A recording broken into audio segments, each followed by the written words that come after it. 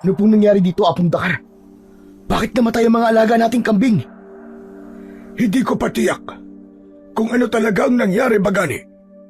Ngunit malakas ang aking hinala na ang tribo ni Nalakay Uban ang may kagagawa nito. Alam kasi nila na nalalapit na ang ating ritual para sa pag-aalay kay Diyos ang Hanan. Kaya nila ito ginawa. Huwag muna po tayo mag-isip ng kung ano-ano. Iwasan muna natin ang pagbibintang dahil panigurado na pagsisimulan na naman ito ng gulo. Pero paano na ang ating ritual? Sa susunod na gabi na natin yun isasagawa. Magagawan po ba natin ito ng paraan? Ikinalulungkot ko. Ngunit hindi na natin ito magagawa ng paraan. Lalo na't bukas na ng gabi ang ritual.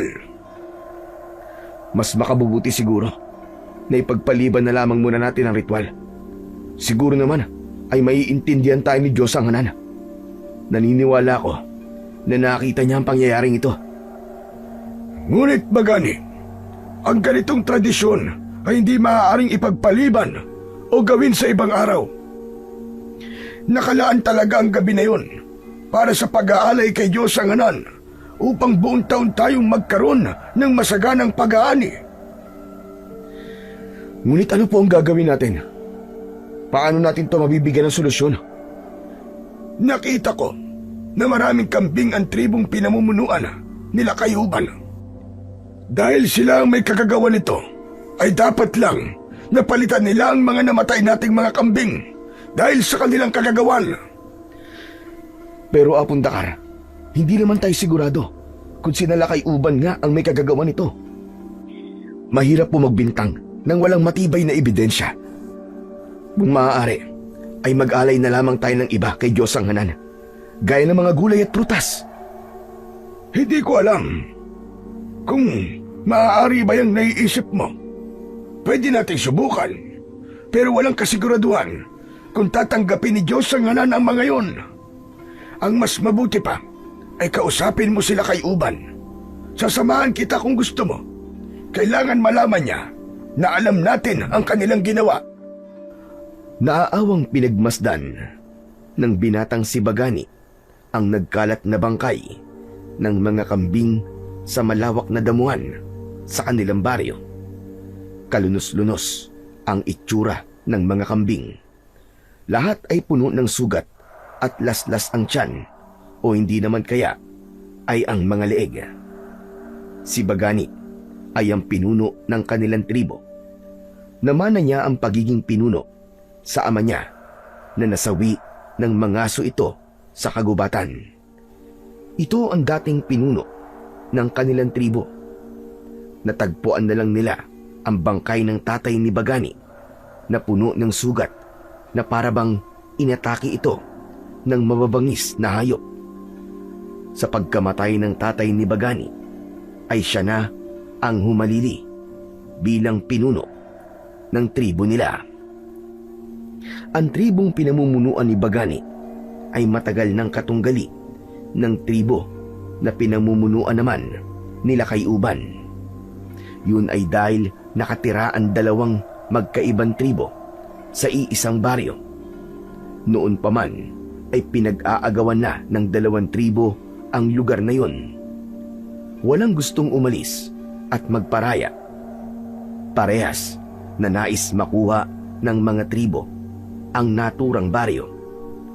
Kaya naman, ang baryo ay nahati sa dalawa kung saan magkahiwalay na naninirahan ang dalawang tribo.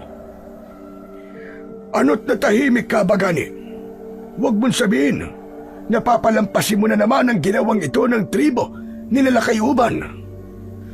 Nag-iisip pa ho ko, Apong Dakar. Sa akin palagay tama ho kayo. Kailangan ko nga makausap sila kay Uban upang hindi na maulit ang ganitong pangyayari. Mabuti sana kung ako lang ang mapeperwisyo, pero hindi.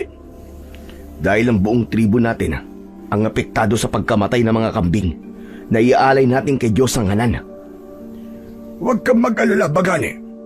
Dahil sasamahan kita sa pakikipag-usap sa kanya. Hindi mo pwedeng kausapin sila kay Uban ng mag-isa dahil baka kung ano pa ang gawin niya sa iyo. Marahang tumango si Bagani. Itinago niya kay Apong Dakara ang kaba na kanyang nararamdaman sa ideyang kakausapin niya sila kay Uban dahil ganoong pangyayari ay bihira. At madalas sa tuwing nagkakausap sila ng pinuno ng kabilang tribo ay nauuwi sa sagutan at away. Bilang pinuno ng kanilang tribo, walang ibang nais si Bagani kundi ang kapayapaan para sa lahat. Noon pa man ay yun na ang ipinaglalaban ng kanyang ama. Ngunit dahil sa agawan ng lupa at teritoryo na nangyayari sa kanilang lugar, walang mapagpipilian si Bagani kundi ipaglaban ang tingin niya ay tama, at yun ay ang manatili ang tribo nila sa baryong yun. Isang umaga, nagtungo si Bagani kasama si Apong Dakar sa parte ng baryo kung saan naroon ang teritoryo ni Nalakay Uban. Ngunit nang nasa hangganan na sila ng kanilang teritoryo, ay hinarangan sila ng mga katribo ni Lakay Uban. Sinabi ng mga ito na hindi sila maaaring pumasok doon nang walang pahintulot ng kanilang pinuno. Umalis ang isa upang kausapin sila kay Uban, at nang bumalik ito ay sinabi nito na pumayag sila kay Uban na kausapin sina Bagani at Apong Dakar, pero pinaiwanan ng mga yon ang dala nilang itak. Tignan mong mga talipandas na mga ito. Mga walang tiwala, at talagang pinaiwan pa ang ating mga itak. Babayaan niyo na po, Apong Dakar. Nasa teritoryo nila tayo, kaya nararapat lang na sumunod ho tayo sa kanila. Hindi sana ito mangyayari kung noon pa man ay napalayas na natin ang tribo nila kay Uban sa ating baryo. Sa ngayon, wala ho tayong magagawa sa bagay na yan. Kailangan nating magtiis, Apong Dakar, na meron tayong kahati sa lugar na ito. Pero wag po kayo mag-alala, dahil hindi ako papayag na tayo ang aalis dito. Hindi talaga tayo dapat pumayag. Pero sa ngayon, saka na natin yan isipin. Ang pagtuunan natin ng pansin ngayon ay ang ginawang kawalangyaan ni Nalakay Uban sa ating mga kambing. Nababahala po talaga ako sa pag-aalay natin mamaya para kay Diyos ang Hanan. Kung hindi sana namatay ang ating mga kambing, ay wala tayong problema. Hindi nagtagal ay nakarating na sina Bagani sa labas ng kubo nila kay Uban. Lumabas mula sa kubo ang isang lalaking matangkad na puno ng marka ang buong katawan na ginawa ng isang mambabatok. Malaki ang katawan ng lalaki at palaging nakataas ang noo. Yun ay sila kay Uban. Bagani, hindi ko inaasahan na tutungtong ka sa aming teritoryo. Anong masamang hangin ang nagdala sa iyo rito? Sasabihin mo na bang aalis na kayo sa inyong tribo sa baryong ito? At ipagpaparaya mo na sa akin tribo ang paninirahan dito? Huwag kang mangarap ng gising, Lakay Uban, dahil hindi yan mangyayari. Hindi ikaw ang kinakausap ko, Apong Dakar. Kaya mas makabubuti kung itikom mo na lamang yung bibig mo. Apong Dakar, hayaan niyong ako na lamang po makipag-usap kay Lakay Uban. Tama. Ganyan nga, Bagani. Ang mga nag-uusap lang dapat ay ang pinuno sa pinuno. Kaya sabihin mo nga sa isang ito na huwag siyang sabat ng sabat. Sige na, Bagani. Ano ba ang pakay mo sa akin at naparito ka? Pinatay ang aming mga kambing na gagamitin namin para sa pag-aalay mamayang gabi kay Diyos ang Hanan. Pinatay sila sa karumal-dumal na paraan. Nais ko sanang malaman, Lakay Uban, kung ikaw ba nag-utos na gawin yun. Tandaan mo na naririnig at nakikita tayo ni Bathala. Kaya wag na wag kang magsisinungaling. Talagang ginamit mo pa ang pangalan ni Bathala para sa aking kasagutan. Ngunit huwag kang mabahala dahil sasagutin kita ng buong katapatan. Wala akong kinalaman sa nangyari sa mga kambing na inyong iaalay. Kaya huwag mo kaming pinagbibintangan. Pero sino pa ba ang gagawa nun? Kundi kayo lamang. Manahimik ka. Magpasalamat kayo dahil hinaharap ko kayo ng maayos. Totoo ba ang sinasabi mo, Lakay-uban? Sinagot ko na ang tanong mo. Uulitin ko. Wala kaming kinalaman sa bagay na sinasabi nyo. At kung yan lamang ang pinunta nyo rito, ay makakaalis na kayo. Maraming salamat sa pagharap sa amin. Aalis na kami, Lakay-uban. Tara na po, Apong Dakar. Hindi na hinintay pa ni Bagani ang sagot ni Apong Dakar at nauna na siyang maglakad palayo sa kubo ni Lakay-uban. Matapos nilang makuhang muli ang kanilang mga itak, ay naglakad na silang palayo mula sa kanilang kalabang tribo. Bagani, huwag mong sabihin sa akin na naniwala ka sa sinabi nila kay Uban. Apong Dakar, totoo man po o hindi ang kanyang mga sinabi, ay wala na tayong magagawa doon. Kahit anong piga ang gawin natin sa kanya, sigurado ko na hindi siya aamin. Napakasama talaga ng ugali ng Lakay-uban na yun. Sumusobra na siya sa pamimerwisyo sa atin. Sa ngayon, ay pagpapaliban muna natin ang pag-aalay ng mga kambing kay Diyosang Hanan. Mag-aalay na lamang tayo sa kanya ng mga gulay at prutas mamayang gabi. Dagdagan na rin po natin ng mga manok. Gawan na lang po natin ang paraan. Napailing na lang si Apong Dakar na halatang hindi sang-ayon sa ginawa ni Bagani, na basta na lang siyang naniwala sa sinabi ni Lakay-uban. Pero para kay Bagani ay mas mabuti na ang ganun ang kanyang ginawa kesa sa magdulot pa ng gulo kung sakali na dinikdik niya ng gusto si Lakay-uban para umamin ito sa isang kasalanang ginawa nito. Ilang oras bago sumapit ang ritual para sa pag-aalay sa Diyosa na pinaniniwalaan ni Bagani na nagbibigay ng masaganang ani sa kanila, ay kinausap muna ni Bagani ang mga tao sa kanilang tribo. Ipinaalam niya sa mga yon ang nangyari sa mga kambing na kanilang iaalay sana kay Diyosang Hanan. Nalungkot ang mga ito, pero sinabi niya na itutuloy pa rin nila ang kanilang pag-aalay. Itinuloy pa rin ni Bagani ang kanilang ritual ng pag-aalay kay Diyosang Hanan.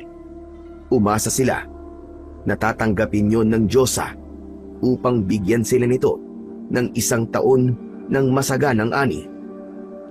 Matapos ang ritual, ay ipinagdasal ni Bagani kay Bathala na maging matagumpay ang kanilang ritual na ginawa. Makalipas ang ilang araw, habang hinahasa ni Bagani ang kanyang paboritong itak sa harapan ng kanyang kubo, ay nakita niya si Apong Dakar na humahangos palapit sa kanya. Nagtaka siya dahil baka sa muka ng matandang lalaki ang pagkabahala. Apong Dakar, ano't ikaw ay humahangos? May problema ba? Malaki.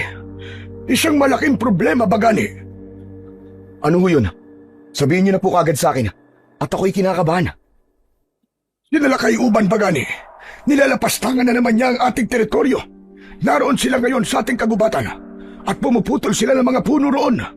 Pinigilan sila ng ating mga katribo, pero masyado silang matigas. Kailangan na ikaw na ang humarap sa kanila. Hindi ko nais na makipag-away, pero talagang sinasagad ako nila kay Uban. Tara, samahan niyo po ako kung nasan sila. Agad na sinundan ni Bagani si Apong Dakar habang nakasabit sa kanyang bewang ang itak niya na nasa loob ng kaluban. Hindi nagtagal ay nakarating na sila sa kagubatan at kitang-kita nga ni Bagani ang mga katribo nila kay Uban na patuloy sa pagpuputol ng mga puno. Naroon din sila kay Uban na siyang nag-uutos sa kung anong gagawin ng mga katribo nito. Sige, bilisan niyo ang pagpuputol sa punong yan. Pagkatapos ay isunod niyo yung isa. Ayun, yun nasa kaliwa. Yung malaki. Lakayuban, sandali lang! Anong ginagawa niyo sa aming kagubatan? Bulag ka na ba? At hindi mo nakikita ang aming ginagawa? Pumuputol kami ng mga puno dahil may mga bagong kubo kaming itatayo sa aming teritoryo. Alam mo namang malapit na ang panahon kung saan magiging sunod-sunod ang pagdating ng bagyo. Naiintindihan ko ang iyong dahilan. Pero ang hindi ko maintindihan ay kung bakit dito ka sa aming teritoryo pumuputol ng mga puno. Hindi ba't nagkaroon na tayo ng kasunduan na ang bahaging ito ng kagubatan ay sa amin? Isa pa, ipinagbabawal ko na ang pagpuputol ng mga puno sa aming teritoryo dahil ang mga puno ay pumipigil sa matinding pagbaha at ito ang humahawak sa lupa upang hindi magkaroon ng pagguho. Eh anong magagawa namin? Paubos na ang puno sa aming kagubatan. Kaya naisipan ko na dito na lamang kami kumuha. Isa pa, sa amin din ang kagubatang ito dahil kami ay nakatira sa baryong ito. Uulitin ko. Nagkaroon na tayo ng kasunduan ukol sa hatian ng baryong ito. Kaya't kung ayaw mo ng gulo, Lakayuban, huwag mo nilabagin ang kasunduan na yon. Gulo? Hindi ako natatakot sa gulo, Bagani. Kung tutusin, kayang-kaya namin salakayin ang inyong tribo at ubusin kayong lahat. Kaya kung ayaw mo ng gulo, ay hayaan mo kami sa aming ginagawa. Huwag kang mag-alala, dahil hindi naman namin uubusin ang mga puno rito. Magtitira kami ng para sa inyo. Lakayuban, matuto ka namang tumupad sa ating pinag-usapan. Tama ka. Ayoko sa gulo. Pero kung patuloy kang lalabag sa mga napagkasunduan na natin noon, ay mapipilitan akong makipaglaban para sa aming karapatan. Iginagalang namin ang ating mga napag-usapan. Kaya sana ay ganun ka rin. Bakit? Ano bang gagawin mo kung ipagpapatuloy namin ang pagputol ng mga puno rito? Sabihin mo! Huwag mo nang naisin na malaman pa. Dahil sigurado ako na sa huli ay magsisisi ka. Hinawakan ni Bagani ang kanyang itak at bahagya niyang inilabas ang talim nun sa kaluban. Kumislap yun ng tamaan ng sikat ng araw. Napatingin sila kay Uban sa itak ni Bagani at napalunok ito. Alam ni Bagani na hindi lingid sa kaalaman nila kay Uban na siya ay nagmula sa isang pamilya na kilala sa pagiging mahusay na mandirigma. Tumiim ang bagang nila kay Uban, ngunit hindi nito ipinakita na natakot ito kay Bagani. Sandali lang, aking mga katribo. Huminto na kayo sa pagputol ng mga puno rito. Umalis na tayo. Dalhin nyo na ang mga punong naputol na natin. Mabuti naman, Lakayuban, at marunong ka nang makinig sa akin. Muli kong ipapaalala sa'yo na hanggat maaari ay ayoko ng gulo o digmaan. Pero kapag napuno na ako at alam kong mali nang nangyayari, ay marunong din akong pumalag. Kaya kung ayaw mo makita kung paano ako makipaglaban, ay huwag kayong gumawa ng bagay na labag sa ating mga napag-usapan. Kung iniisip mo na natakot ako sa'yo, kaya ipinahinto ko ang aking mga katribo sa pagputol ng mga puno, ay nagkakamali ka, Bagani. Hindi ako natatakot sa'yo. Kahit mula ka pa sa angka ng mauhusay na mandirigma. Kung tutusin, kayang-kaya kitang labanan sa oras na ito. Pero dahil wala akong ganang makipaglaban ngayon, ay palalagpasin ko ito. Kaya tandaan mo ito, Bagani. Hindi ako natatakot sa'yo. At hindi magtatagal, ay aalis kayo ng tribo nyo sa lupang ito. At itong lugar na ito, kami na ang tuluyang magmamayari nito.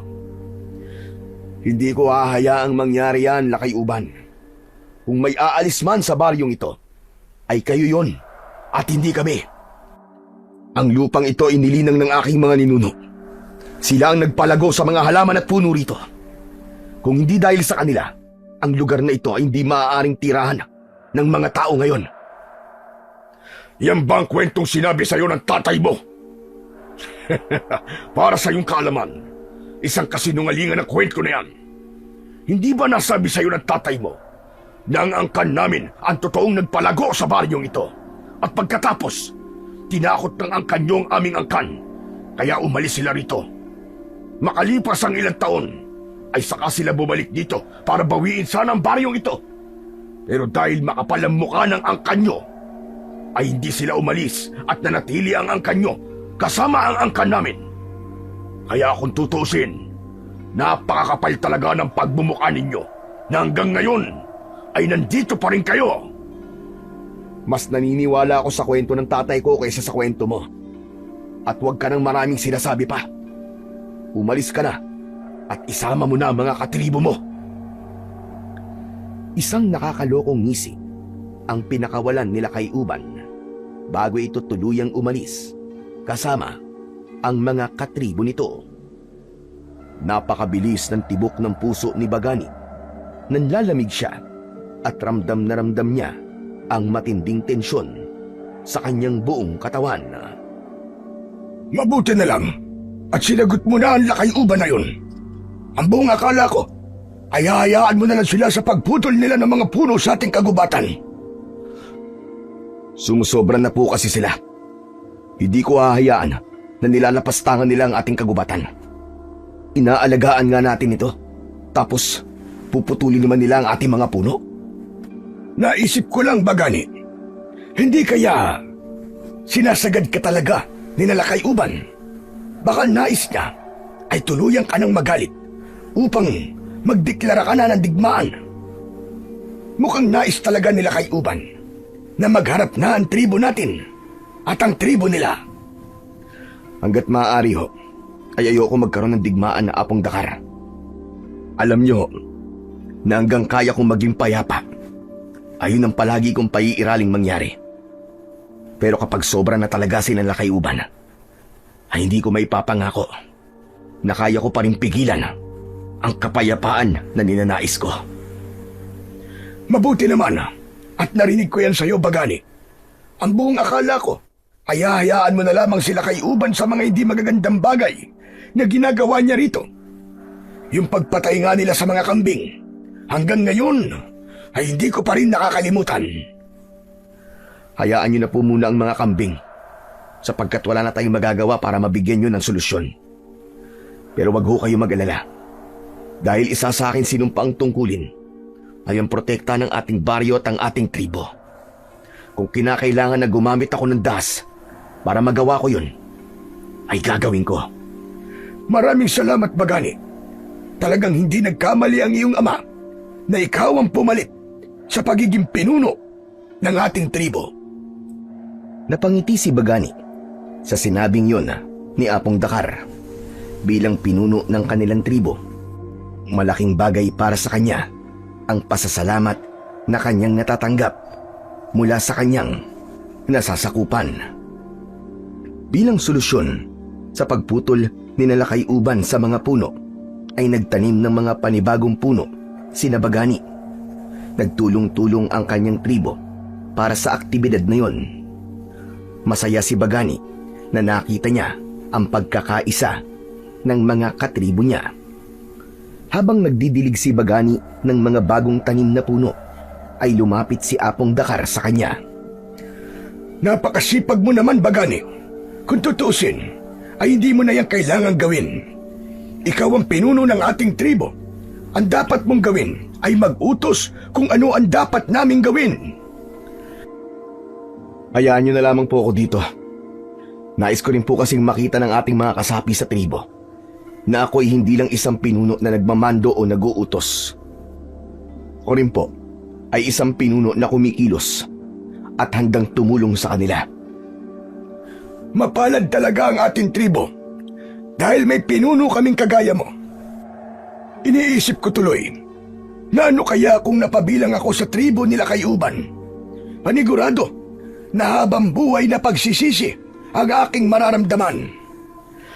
Huwag niyo pong sabihin yan, Apong Dakar. Dahil ikaw po ay nararapat na mapabilang sa ating tribo. Malaki po ang ambag niyo sa aming lahat. Dahil ikaw po ay isang mahusay na tagapayo, lalong-lalo na po sa akin.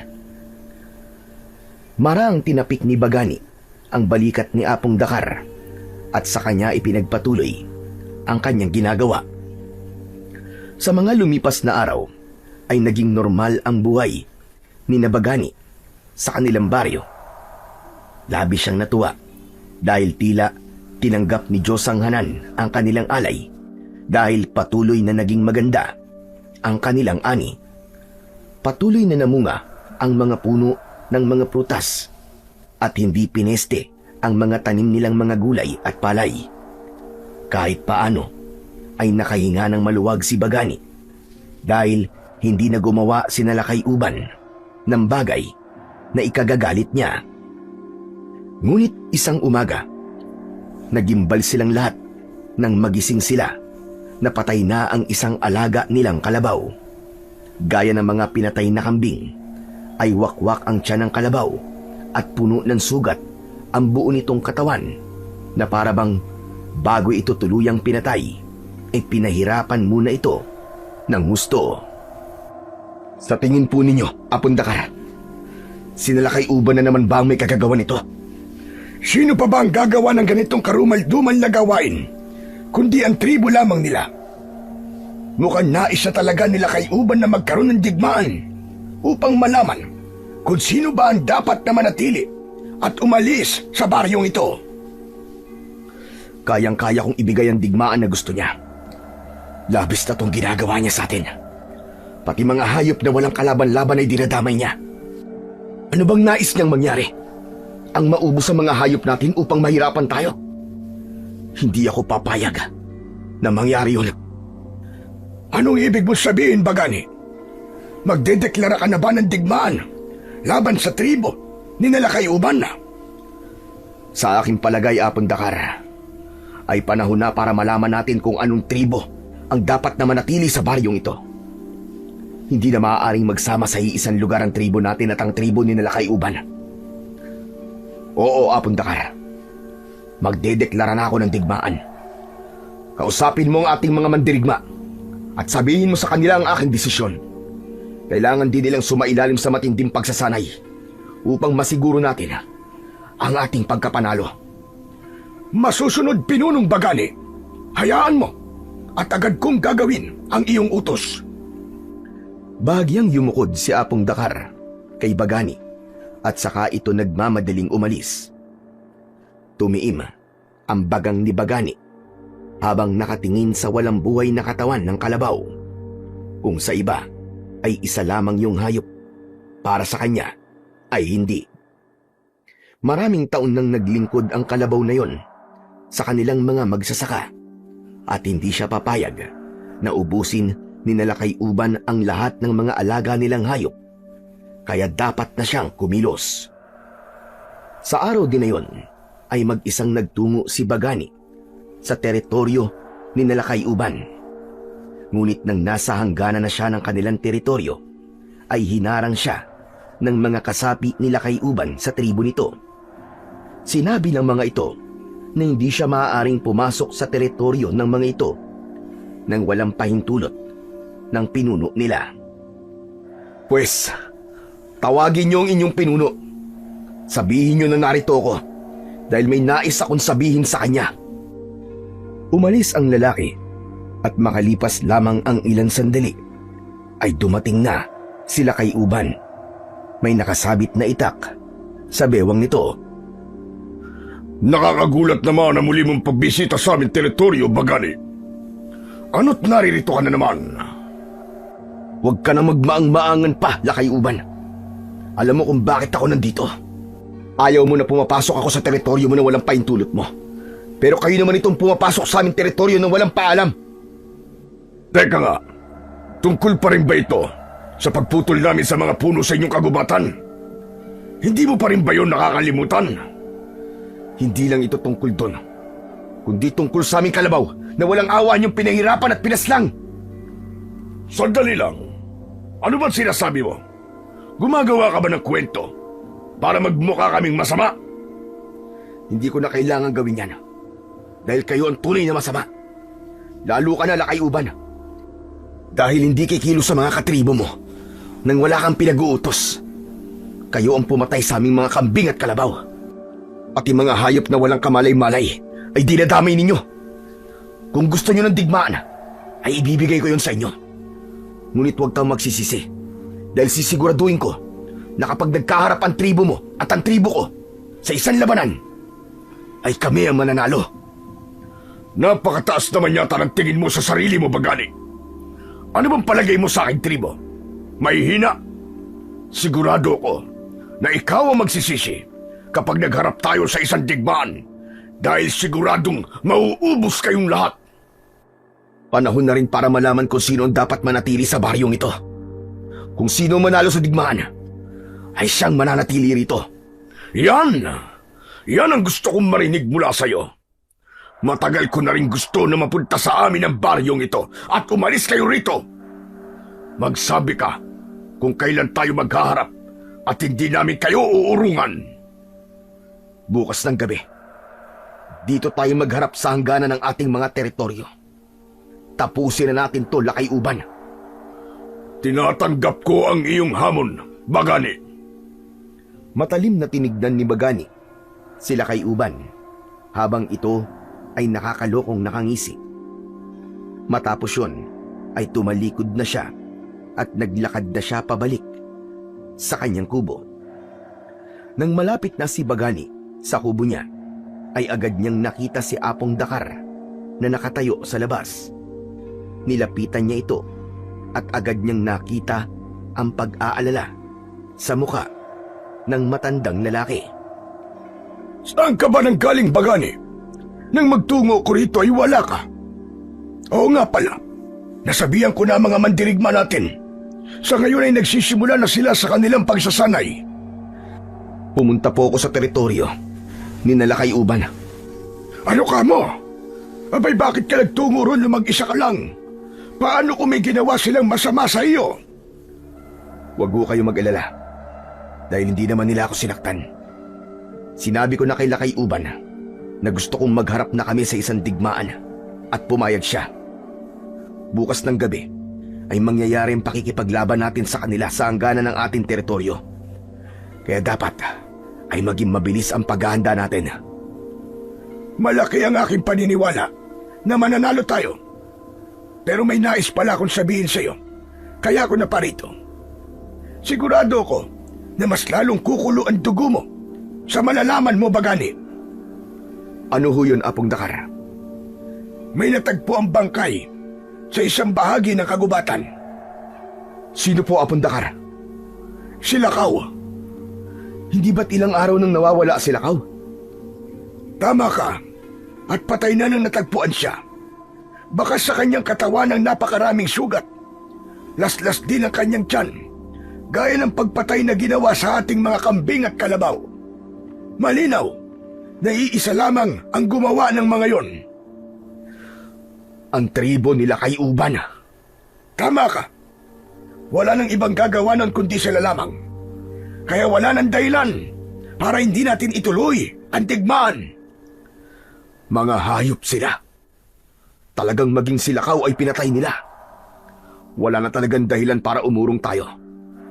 Mas lalo lang ako napuno ng galit kina Lakay-uban. Makikita nila. Pagsisisihan nila ang mga ginagawa nilang ito sa ating tribo. Tama, Bagani. Buhay na ng isang tao ang kinuha nila at hindi malabong maulit yon kung hindi tayo kikilos para ito ay tuldukan. Mariin na naikuyom ni Bagani ang kanyang mga kamao. Nag-apoy sa labis na galit ang kanyang puso. Hindi siya makapaniwala na magagawa ni Lakay-uban na pumatay ng isang tao. Doon ay mas lalo niyang napatunayan na tama ang desisyon niya na labanan na ang tribo ni Lakay-uban dahil yun lamang ang solusyon na alam niya upang magwakas na ang kasamaan ng mga ito. Binigyan ni Bagani ng maayos na libing ang katribo nila na si Lakaw.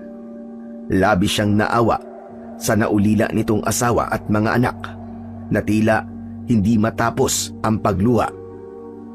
May kumurot sa puso ni Bagani sa kanyang nakita.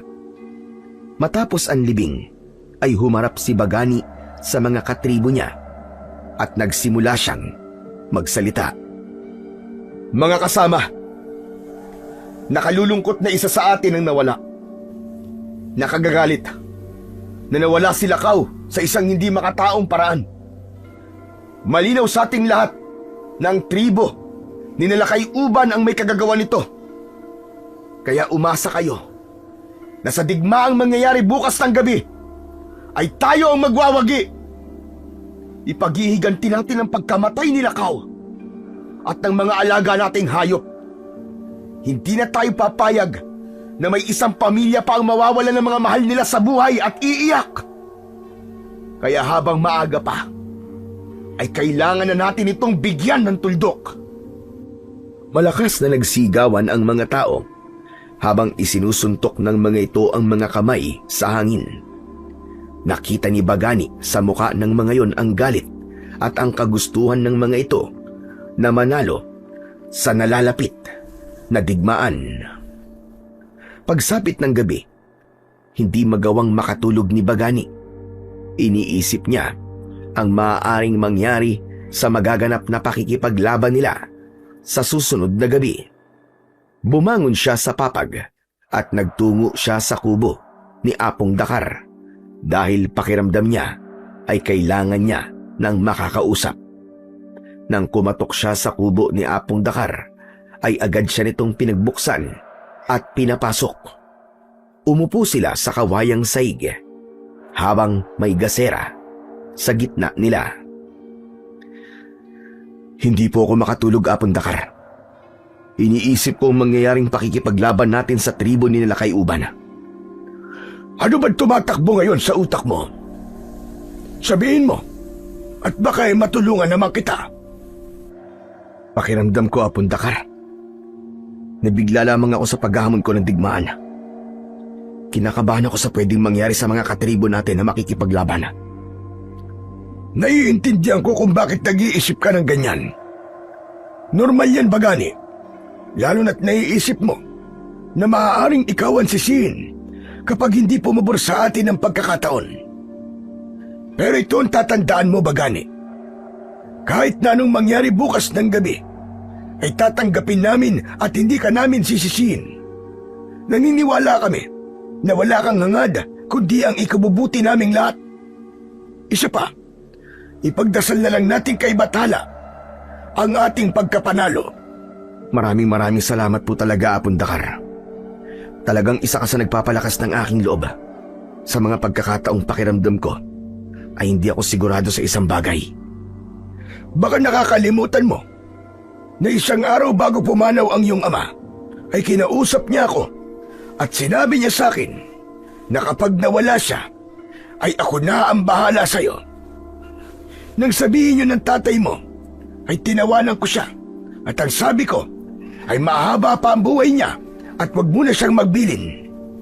Hindi ko naman nakalain na yun na pala ang huling beses na makikita ko siyang buhay. Naluwa ng bagya si Apong Dakar at ganun din si Bagani. Alam ni Bagani kung gaano kalapit ang tatay niya kay Apong Dakar. Noon ay si Apong Dakar din ang tagapayo ng tatay ni Bagani.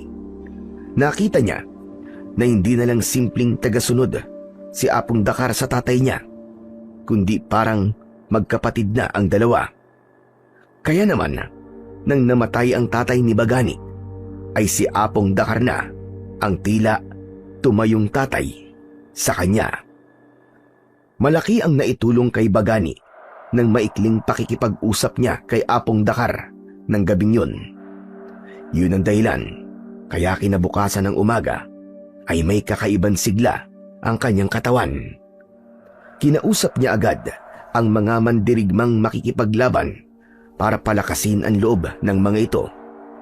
Sinabi niya ang dahilan kung bakit sila makikipaglaban. Naramdaman niya ang kagustuhan ng lahat na sila ay magtagumpay.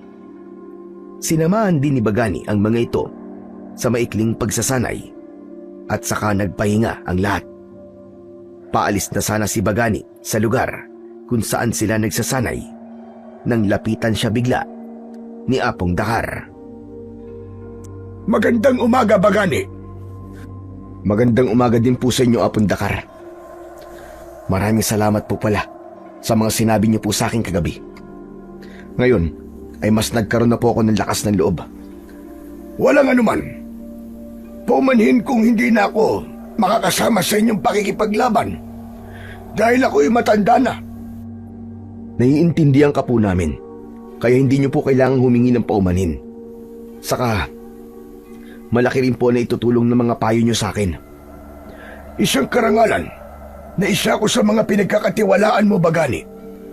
Ngunit, kumusta na pala ang ating mga mandirigma? Sa tingin mo ba, ay handa na sila sa digmaan mamayang gabi? Base sa ipinakita nila sa akin kanina, sa aming maikling pagsasanay, ay masasabi ko po na mas humusay na sila ngayon. Sa tingin ko ay malaki ang posibilidad na tayo ang manalo laban sa tribo ni Nalakay Uban. Maganda yan kung ganon. Ganyan ang nais kong marinig mula sa iyo, Bagani. Magtiwala ka lang sa ating mga mandirigma at ibabalik nila sa iyo ang tiwalang yon. Tumingin sa malayo si Bagani. Simula nang mamuno siya sa kanilang tribo, ayun ang unang beses na sasabak siya sa isang digmaan. Bagamat naisama na siya noon ng tatay niya sa pakikipaglaban, ay iba pa rin ang pakiramdam kapag siya na ang namumuno sa isang tribo. Kinagabihan ay bilog na bilog ang buwan. Napakaliwanag nun na parabang nais nung masaksihan ang mangyayaring digmaan. Kasama ni Bagani na nagtungo sa hangganan ng kanilang teritoryo ang kanyang mga mandirigma. Lahat ay may dalang sandata, gaya ng itak, sibat at pana, habang si Bagani ay tanga naman ang itak na pagmamay-ari noon ng kanyang yumaong ama. Kaya pakiramdam niya ay kasama niya itong makikipaglaban. Naunang magtungo roon ang tribo ni Nalakay Uban. Mayabang yung nakatingin kay Bagani na parabang siguradong sigurado na ito sa pagkapanalo nito. Nagtama ang kanilang mga mata nang huminto si Bagani sa paglalakad. Sa wakas, mangyayari na rin ang digmaan na matagal ko nang ninanais na mangyari. Hindi ko to ginustong mangyari. Ngunit husto lang mga kawalang yan na ginagawa niyo sa amin. Hindi kami takot para hindi pumalag. Tandaan mo, Lakay Uban. Kung sino mananalo sa digmaan ito, ay siyang mananatili sa baryong ito. Sana'y pinag-impake mo na ng mga gamit ang inyong tribo upang maging madali na ang kanilang pag-alis. Kung may aalis pa. Hindi na kailangan. Dahil kayo ang aalis at hindi kami. Nang humudyat si Bagani sa mga kasama niya na sumugod na, ay malakas na sumigaw ang lahat. Nagsalubong ang dalawang magkaibang tribo na parehong ipinaglalaban ang karapatan sa lupain na yon. Pinuntirya ni Bagani sila kay Uban. Nagtagisan ang kani-kanilang mga itak. Sa bawat taga at saksak ni Bagani ay mabilis yung naiiwasan at nadedepensahan nila kay Uban. Nang magsampong ang kani-kanilang mga itak, ay galit na nagtama ang mga mata nila. May oras pa para umatras ka, Bagani. Kung ipagpapatuloy mo ito, ay sigurado ako na magsisisi ka. Natatakot ka ba na matalo? Kaya mo yan sinasabi sa akin? Hindi ako natatakot dahil may kakampi kami na paparating na siyang tatapos sa inyo. Nagulat si Bagani sa sinabing yun nila kay Uban, ngunit hindi na niya nagawang iproseso kung sino ang kakamping sinasabi nito. Malakas niyang sinipa sa tiyan sila kay Uban na naging dahilan para mapaupo ito sa lupa. Mabilis na itinutok ni Bagani ang dulo ng kanyang itak sa leeg ng kanyang katunggali. Ngayon, ikaw ang aking tatanungin.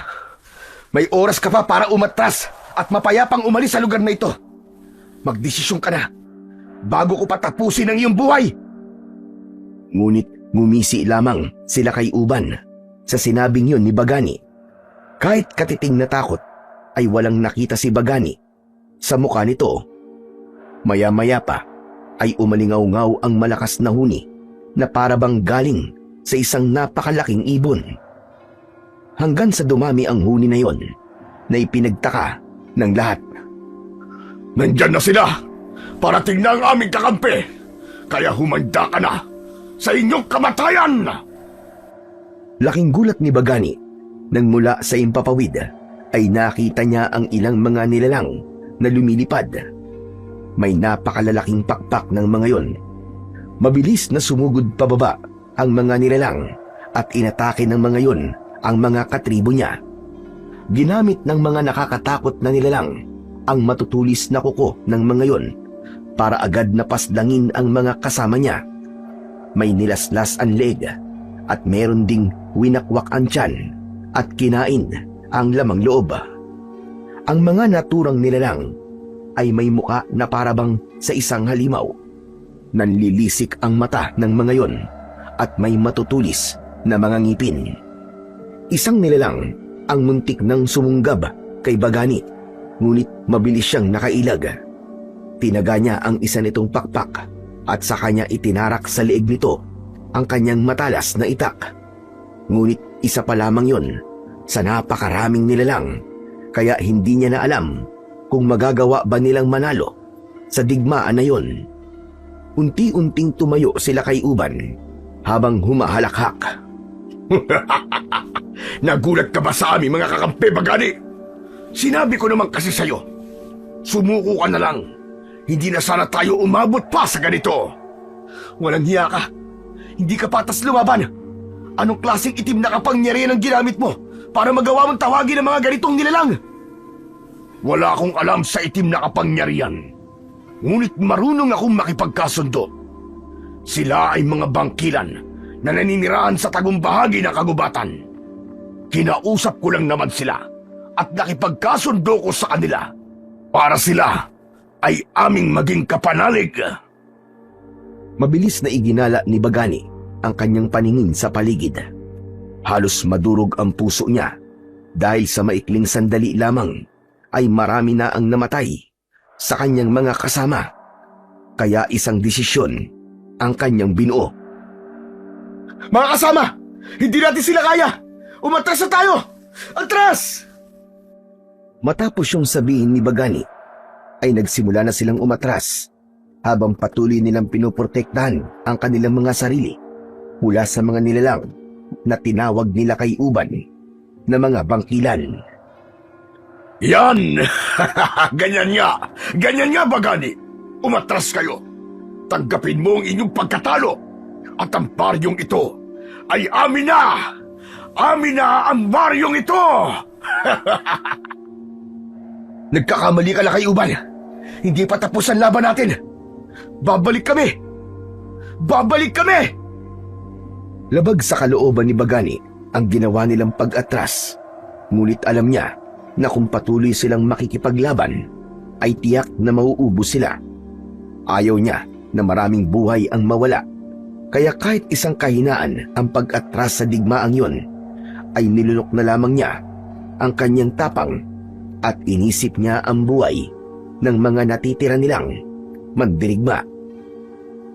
Ilan na lamang ang nakasama ni Bagani na buhay pabalik sa kanilang teritoryo. Sinalubong sila ng mga taong takot na takot. Hindi na nagpaligoy-ligoy pa si Bagani at diretso niyang sinabi sa mga tao ang totoong nangyari. Lahat ay nagimbal at nanghilakbot nang malaman ng mga ito ang tungkol sa mga nilalang na tumulong sa tribo ni Nalakay Uban. Sinabi ni Bagani sa mga katribo niya na umuwi na ang mga ito at huwag kalimutang magkandado ng bahay at magdasal. Sinabihan din niya ang ilang kalalakihan na magbantay sa gabing yon dahil walang kasiguraduhan kung sinundan sila ng mga nakakatakot na nilalang. Kinabukasan ng umaga, lumabas si Bagani ng kanyang bahay. Dala niya pa rin ang pagkabigo sa nangyaring digmaan kagabi. Habang nakaupo si Bagani sa labas ng bahay niya, ay dumating si Apong Dakar. Totoo bang nakarating na balita sa akin natalo tayo sa pakikipaglaban kinala kay Uban na. Oo, Apong Dakar. Totoo po yan. Marami rin ang namatay sa mga mandirigma natin. Hindi namin inasahan na merong kinuwang kakampi sinala kay Uban. Hindi talaga siya patas lumaban. Bakit hindi ko yun naisip? Kakampi? Sinong kakampi ang tinutukoy mo?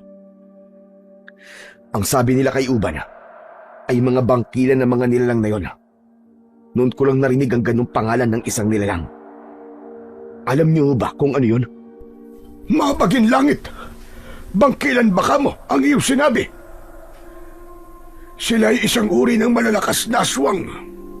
Karaniwan ay mga babae ang bangkilan. Ngunit sa panahong ito, may mga lalaki na rin bangkilan. Paanong nakuha nila kay Uban ang panig ng mga bangkilan? Kayong sila ay kalaban nating mga tao. Hindi ko rin po alam, Apong Dakar. Sa aking pagkakatanda, ay sinabi nila kay Uban na nakipagkasundo siya sa mga bangkilan na naninirahan sa gitnang gubat. Kung anong uri ng pakikipagkasundong ginawa niya, ay hindi ko na alam. Napakasama talaga nila kay Uban. Tignan mo, at nagawa pa niyang pasunurin ng mga bangkilan para tayo ay wasakin. Malinaw na kung sila lamang ay hindi nila kaya ang ating lakas. Ngunit bagani, kung kakampi na nila ang sinasabi mong bangkilan, ay wala na tayong laban sa kanila. Walang awa ang mga bangkilan, bagani. May kakayahan din silang gawing aswang ang isang tao, at baka gawin nila yon sa mga katribo natin. Ngunit, Apong Dakar, hindi tayo maaaring sumuko ng ganun-ganun lang. Hindi natin isusuko ang lupaing ito dahil lang sa mga aswang na yun. Maaaring marami ang mamatay kung lalaban tayo. Hindi ko alam, Apong Dakar. Hindi ko alam. Naguguluhan pa rin po ako hanggang ngayon. Isa pa, paano tayo lalaban kung marami sa ating mga mandirigma ang nalagas sa isang gabi lamang? Sa aking palagay, ay mas makabubuti siguro kung magtago na muna tayo. Hindi na tayo ligtas sa lugar na ito dahil malaki ang posibilidad na mamayang gabi o sa susunod na gabi ay sasalakayin tayo ng mga bangkilan. Saka na lamang tayo bumalik dito kapag ligtas na tayo. Kung aalis tayo, Apong Dakar, saan naman po tayo magtutungo para magtago? Sandaling nag-isip si Apong Dakar, habang si Bagani naman ay nag-isip na rin ng lugar na maaari nilang pagtaguan ng pansamantala. Napagtanto niyang may punto nga si Apong Dakar na malaki talaga ang posibilidad na salakayin sila ng mga bangkilan at maaaring sa isang beses ng pagsalakay ng mga yon ay maubos silang lahat. Alam ko na! Alam ko na kung saan, Bagani. Saan po, Apong Dakar? Sa isang malaking yungib sa gubat. Hindi ba't napakalaki ng yungib na yon? Sa tingin ko ay maaaring doon muna tayo magtago ng pansamantala habang nag-iisip tayo ng paraan kung paano natin matatalo ang mga bangkilan. Tama ka, Apong Dakar. Sa aking palagay ay magiging ligtas tayo ron. Kung ganun, ay kakausapin ko na kagad ang ating mga katribo upang malaman nila ang sitwasyon natin. Apong Dakar, maaari po bang ipatawag niyo silang lahat at tipunin sa harapan ng aking kubo? Masusunod, Bagani. Kailangan na natin kumilos bago pa sumapit ang dilim. Hindi na nagsayang ng oras si Apong Dakar at agad itong umalis. Naiwan si Bagani na kinakabahan at natatakot. Sa tagal niya nang nabubuhay sa mundo, ay noon lamang siya nakaramdam ng ganong katinding takot. Hindi yung takot para sa kanyang sarili, kundi sa maaaring sapitin ng mga katribo niya kung sakaling salakayin sila ng mga halimaw na bangkilan. Nang matipon na ni Apong Dakar ang mga tao sa harapan ng bahay ni Bagani, ay agad niyang sinabi sa mga yon ang maaaring mangyari sa kanila.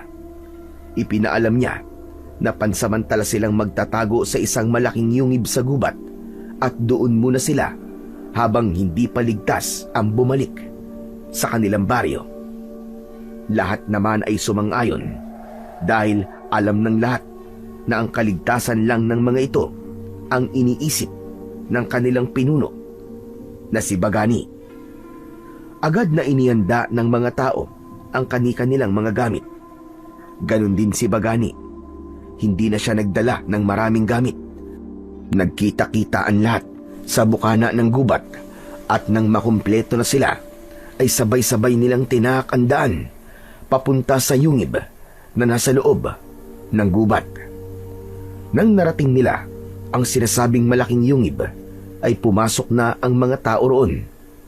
May awa sa mga mata ni Bagani habang pinagmamasdan niya ang mga katribo niya na naghahanap ng komportabling espasyo sa loob ng yungib. Maya-maya pa ay lumapit si Apong Dakar kay Bagani.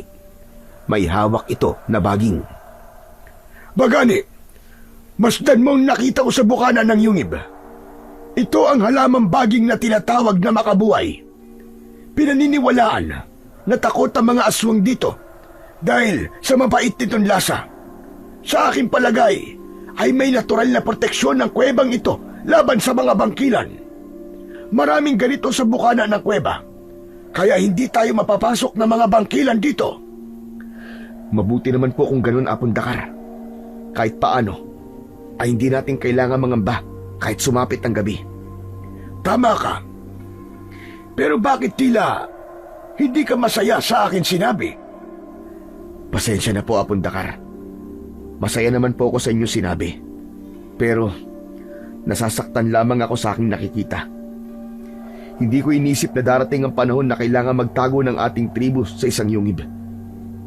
Tignan niyo po sila. Alam kong nahihirapan sila. Ayokong isipin nila na ganitong buhay ang kaya kong ibigay sa kanilang lahat. Pinunong Bagani, naiintindihan ka namin kung bakit humantong sa ganito ang sitwasyon natin ngayon. Wala kang dapat na ikabahala dahil ito ang tamang gawin natin sa ngayon. Alam naming lahat na hindi naman ito panghabang buhay. Makakaisip din tayo ng paraan kung paano tayo makakabalik ng ligtas sa ating baryo. At sana, kapag bumalik na tayo roon, ay hindi na natin kailangan matakot sa mga bangkilan at magawa na nating masolo ang ating baryo. Dahil naniniwala ko na tayo lamang ang nararapat na nakatira roon at hindi natin dapat kasama ang tribo ni Nalakay-uban. Dahil habang kasama natin ang kalaban nating tribo sa iisang lugar, ay hindi natin makakamit ang kapayapaan na matagal na nating pinapangarap. Inilayo muna ni Bagani ang tingin niya sa mga katribo niya. Pero kahit hindi na niya nakikita ang mga yon, ay ramdam na ramdam pa rin niya ang labis na habag niya para sa kanyang mga katribo. Bago sumapit ang dilim, ay nagtulong-tulong sina Bagani at ang mga katribo niya na maghanap ng mga prutas at gulay na kanilang makakain. Nang tuluyang sumapit ang gabi, ay magkakasama silang kumain. Mapalad sila na may malapit na ilog sa yungib, kaya meron silang napagkunan ng inumin na tubig. Hindi nagtagal, ay nagkanya-kanya na ng higa ang iba, habang sina Bagani at ang ilang mandirigma ay nagbantay sa labas upang masiguro ang kaligtasan ng nakararami. Nagtago sila sa makakapal na halaman sa itaas ng mga puno upang kung may bangkilan na mapadaan ay hindi agad sila makikita. Naging mapayapa naman ang unang gabi nila sa yungib. Walang kahit na anong panganib ang nangyari at umasa si Bagani na sa mga susunod na gabi ay ganun pa rin ang mangyayari. Bumalik din sina Bagani at ang ilang mga katribo niya sa kanilang teritoryo, pero hindi na nila nagawang tumapak doon dahil malayo pa lang ay nakita na nila ang mga katribo nila Kay-uban na naroroon. Wala na silang nagawa kundi ang bumalik sa yungib at doon ay sinalubong sila ni Apong Dakar. Bagani, Bakit wala kayong dalang mga gulay? Ang akala ko ba nagtungo kayo sa ating teritoryo dahil mag-aani kayo roon? Wala na, Abundakar. Hindi na namin nagawang tumuloy sa ating baryo dahil nasa teritoryo na natin ang ating mga kalaban. Maging ang ating lupa ay sinakop na rin nila. Mga talipandas talagang mga yon. Ano bang akala nila? Dahil wala na tayo sa lugar natin, ay aangkinin na nila yon ng basta-basta. Wala ho tayong magagawa sa ngayon dahil mas marami ang mandirigma nila kumpara sa atin. Kung lalaban tayo ngayon sa kanila, ay hindi tayo mananalo kahit wala ang mga bangkilan. Hindi kaya panahon na, Bagani, para sanayin natin ang lahat para sa pakikipaglaban. Turuan natin ang mga kabataan, kahit ang mga kababaihan, na makipagdigma. Ayoko pong humantong tayo na pati ang mga kabataan at kababaihan ay kailangan humarap sa digmaan. Sa ngayon, hindi ko muna yung gagawin. Pero tignan natin ang mangyayari sa mga susunod pang araw. Sa ngayon wala akong ibang gusto, kundi ang maging ligtas tayo rito sa Yungib, lalo na tuwing gabi. Sana nga ay maprotektahan tayo ng mga halamang baging na makabuhay upang habang tayo nasa loob ay hindi tayo mapapasok ng mga bangkilan. Sana nga po, Abundakar. Pero hindi tayo dapat maging kampante. Kailangan pa rin nating magbantay gabi-gabi upang mas masiguro natin ang ating kaligtasan. Isang malalim na paghinga ang pinakawalan ni Bagani. Hindi pa rin niya matanggap na nagawa ng sakupin ni Nalakay Uban ang kanilang teritoryo. Napagtanto niya na dahil sa pangyayaring yon ay mas mahihirapan na silang bawiin kung anuman ang nararapat na sa kanila. Lumipas pa ang ilang araw at mga gabi. Kahit paano ay nakita naman ni Bagani na unti-unti nang nasasanay ang mga katribo niya sa pamumuhay nila sa Yungib. Hindi pa rin sila nakikita ng mga bangkilan at naisip niya na baka inisip ni Nalakay Uban na nagtungo na sila sa napakalayong lugar. Naisipan na rin nilang magtanim ng mga gulay malapit sa Yungib upang mas maging madali ang pagkuha ng mga yon kung kinakailangan. Isang umaga, pinapanood ni Bagani ang mga kasamahan niya na abala sa pagbubungkal ng lupa na pagtataniman ng mga gulay. Napapitlag siya nang marinig niya ang boses ni Apong Dakar sa kanyang tabi. Nakakatuwa talaga ang ating mga katribo. Kayang-kaya nilang umangkop ng mabilis sa kahit na anong sitwasyon. Tignan mo, at tila normal na para sa kanila ang pamumuhay natin dito. Tama ho kayo, Apong Dakar. Isa yan sa gusto ko sa ating tribo. Ngunit, hindi ganitong pamumuhay ang gusto ko para sa ating lahat. Hindi ko nais na habang buhay tayong nandito at nagtatago. Ang gusto ko ay naroon tayo sa ating baryo at nabubuhay ng mapayapa at walang iniisip na panganib na maaaring mangyari. Ganong buhay kasi ang gusto ni Ama para sa atin noong nabubuhay pa siya. Huwag kang mag-alala dahil hindi pa tapos ang laban. Nandito tayo sa ngayon, pero darating ang panahon na papanig din sa atin ang pagkakataon. Naniniwala ko na nasa panig natin si Bathala at ito ay parte lamang ng pagsubok niya sa atin. Marahil ay sinusubok lamang niya kung gaano katatag ang pananampalataya natin sa kanya. Kaya wag na wag kang susuko, Bagani. Hindi po ako susuko, Apong Dakar. Wala po akong balak na sumuko, lalo na't alam ko na lahat kayo ay sa akin kumukuha ng lakas. Ayokong ipakita sa nakararami na nanghihina ako at nawawalan ng pag-asa dahil ganun din ang kanilang mararamdaman. Yan! Ganyan nga! Lakasan mo ang loob mo dahil palagi lang kaming nasa tabi mo. Hindi ka namin iiwanan, lalo na't nakikita namin kung gaano ka kahusay at kabuting pinuno. Maraming salamat po sa mga salitang yan, Apong Dakar. Sana, kung nasaan man si Ama, ay ipinagmamalaki niya ako. Sigurado ako na masaya ang ama mo sa ginagawa mong pamumuno sa ating tribo Bagani. Oo, hindi magandang sitwasyon natin sa ngayon. Pero alam kong nakikita ng iyong ama na ginagawa mo ang lahat upang makaalis tayo sa sitwasyong ito at makabalik tayo sa normal nating buhay.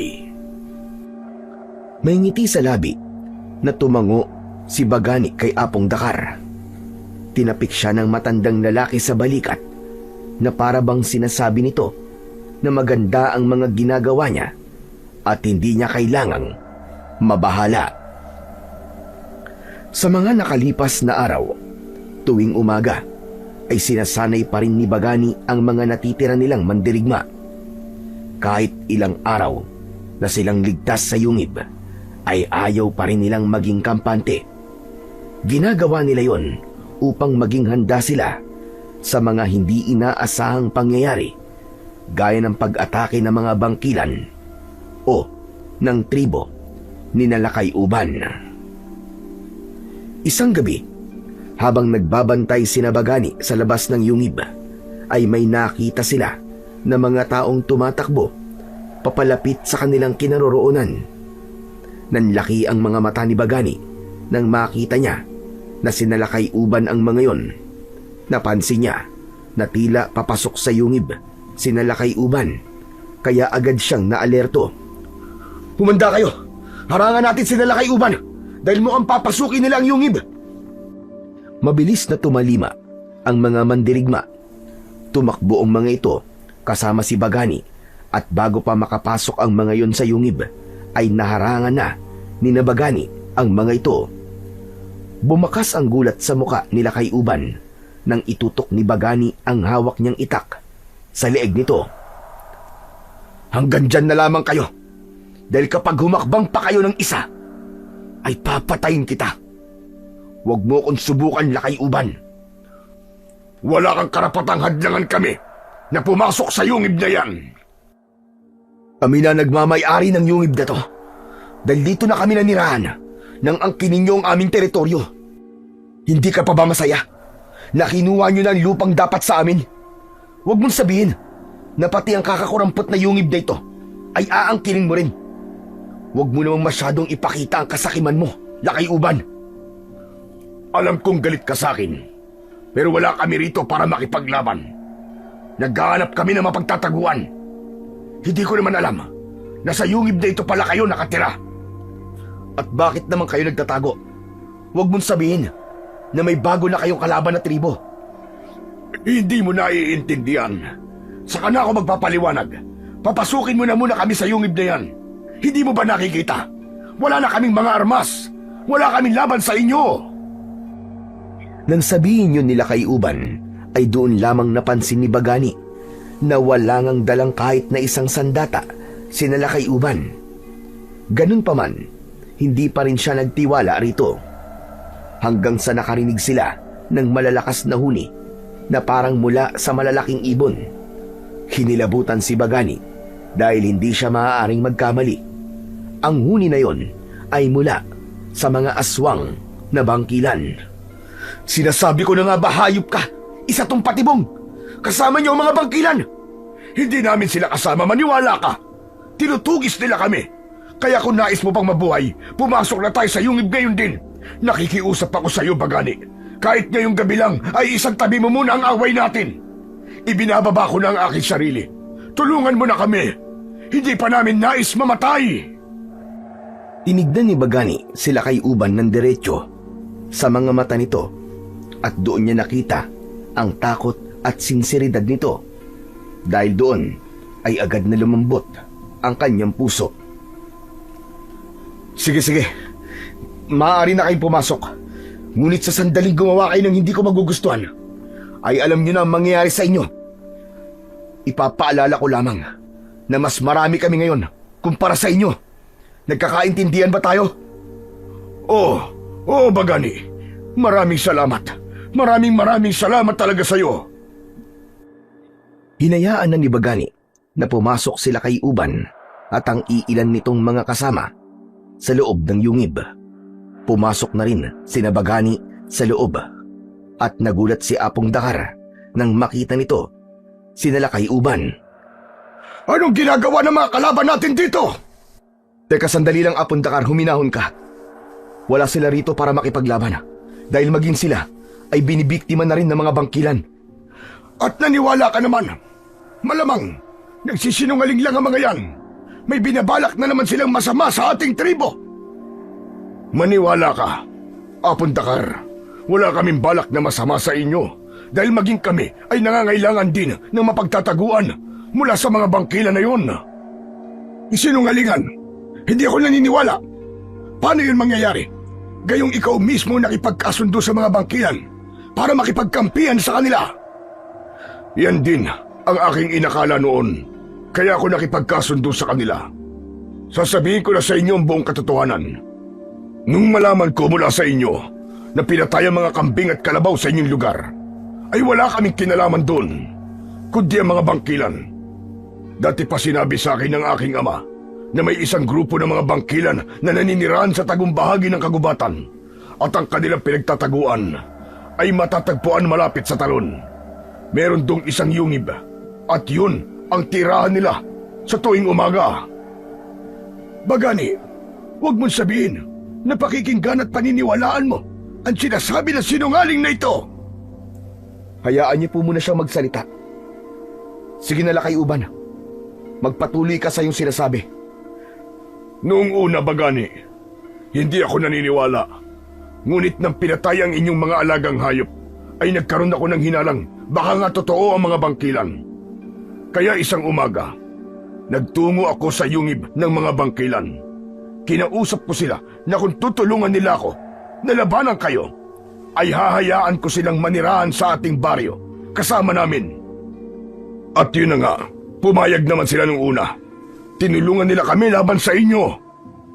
Pero hindi nagtagal, maging kami ay inaatake at pinapatay na nila. Kaya kung makikita nyo, kakaunti na lamang ang natitira sa aking tribo. Nagsasabi ako ng totoo, Bagani, maniwala ka. Nang dahil din sa pangyayaring yun, ay napagtanto ko ang aking kamalian. Nang dahil sa kagustuhan ko mapaalis kayo sa ating baryo, ay nagresulta yon sa isang bagay na maaaring ikaubos ng ating mga katribo. Sa kauna-unahang pagkakataon, ay nakita ni Bagani ang paghagulgol ni Lakay Uban. Napaluhod ito sa lupa na parabang hindi na nito kinakaya ang mga nangyayari. Patawarin niyo ako. Ang gusto ko lang naman ay huwag mawalan ng tirahan ng aming tribo. Kung alam ko lang, hindi na sana ako nakipagkasundo sa mga bangkilan.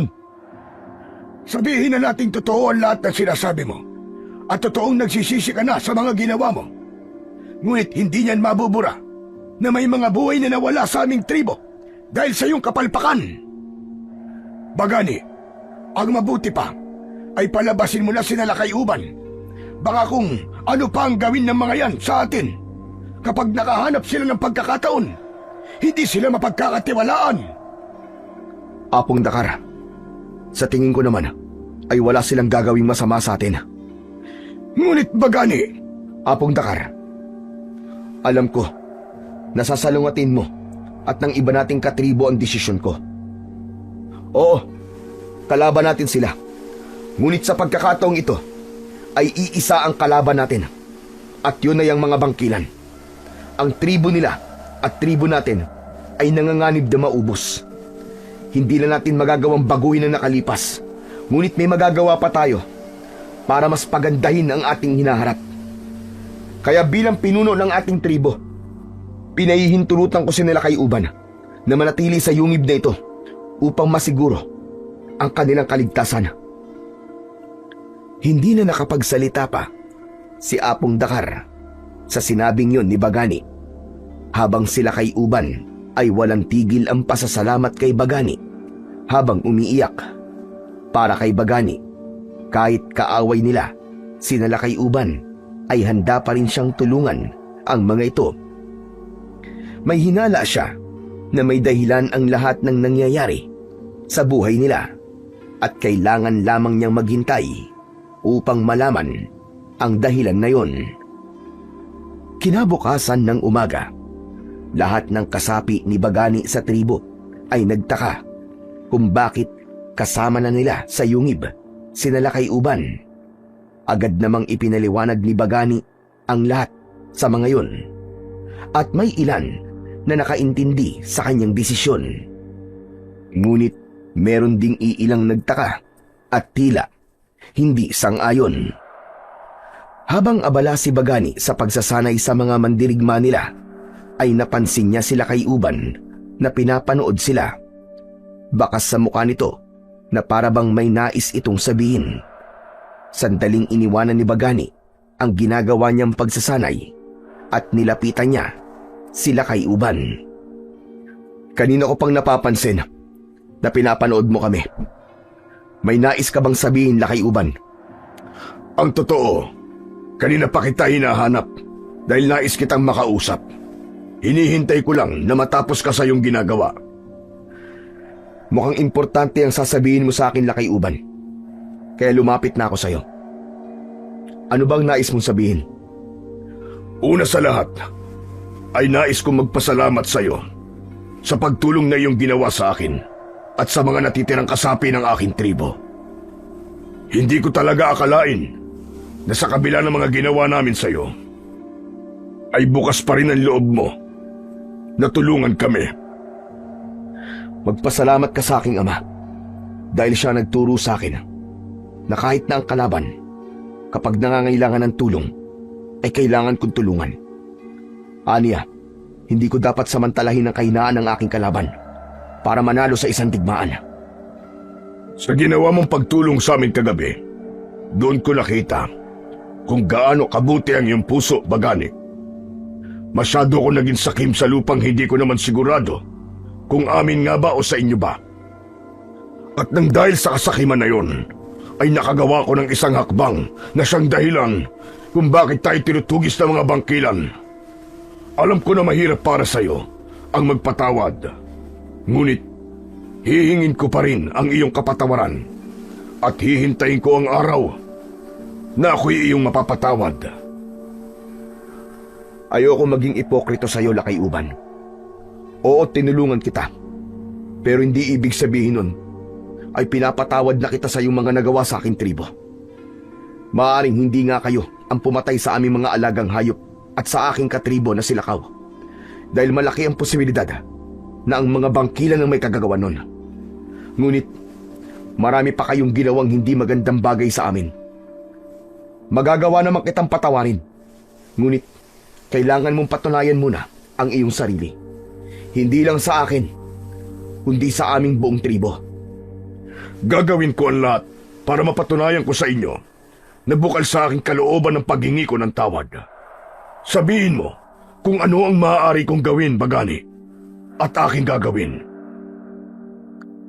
May naisip na ako na pwede mong gawin, Lakay Uban. Tinulungan ko kayo kagabi dahil napagtanto ko na iisa na ang ating kalaban ngayon. At sa pagkakataon na to, yun ay ang mga bangkilan. Kaya kung tutulungan niyo ang aming tribo na ubusin ang lahat ng bangkilan sa gubat, ay doon ko lamang magagawang patawarin ka. Kung yan lamang ang paraan para mapatunayan ko ang aking sarili sa'yo, ay gagawin ko, Bagani. Sige, umasa ka. Nakakampi mo ang aking tribo sa pagpaslang sa mga bangkilan.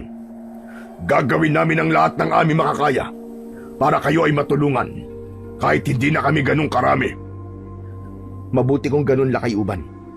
Sa ngayon, isipin na lamang muna natin na tayo ay iisang tribo at iisa rin ang ating layunin.